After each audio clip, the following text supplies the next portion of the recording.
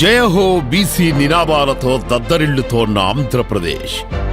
BC Chaitanya యాత్రకు జేజేలు కొడుతున్న ప్రజలు 42 ఏళ్లుగా తెలుగుదేశం పార్టీ జెండా మోశారు. తెలుగుదేశం పార్టీకి వెన్నెముక ఈ వెనుకబడిన వర్గాలని చెప్పి మీ అందరికీ తెలియజేస్తున్నా. మళ్ళీ మీ రుణం రాబోయే 5 సంవత్సరాల్లో తెలుగుదేశం పార్టీ తీర్చుకుంటుంది. బీసీలు ఎదుర్కొంటున్న సమస్యలు విని వారికి భరోసానిచ్చేందుకు జనవరి 4న ఈ ప్రత్యేక బీసీ అవుట్ రీచ్ కార్యక్రమాన్ని తెలుగుదేశం ఆరంభించింది. బీసీ అంటే ఒక భరోసా, బీసీ అంటే ఒక బాధ్యత, బీసీ అంటే ఒక భవిష్యత్తు. బీసీలు బలహీన వర్గాలు కాదు, బలమైన వర్గాలను చేసి చూపించిన ఘనత విశ్వవిఖ్యాత నట సార్వభౌమ స్వర్గశ్రీ నందమూరి తారక రామారావు గారిది.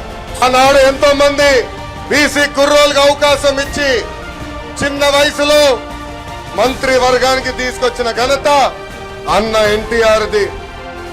అంతేకాదు అన్న ఎన్టీఆర్ తర్వాత చంద్రబాబు నాయుడు గారు కూడా పెద్ద ఎత్తున ఆనాడు బీసీ సోదరుల్ని ప్రోత్సహించారు.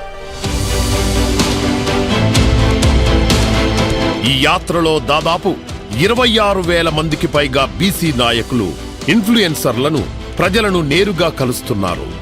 మొత్తం 935 మండలాల్లో కొనసాగుతోన్న ఈ అవుట్ రీచ్ లో 1 కోటి మందికి పైగా బీసీలు భాగం కానున్నారు.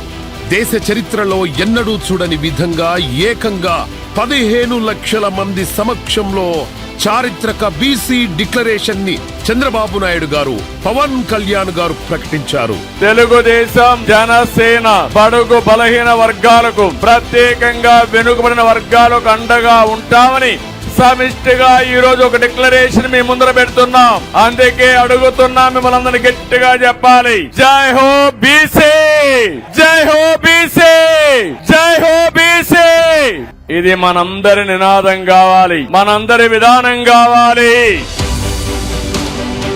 ఈ బీసీ డిక్లరేషన్ తో వెనకబడిన వర్గాల్లో మనోధైర్యం రెట్టింపయింది.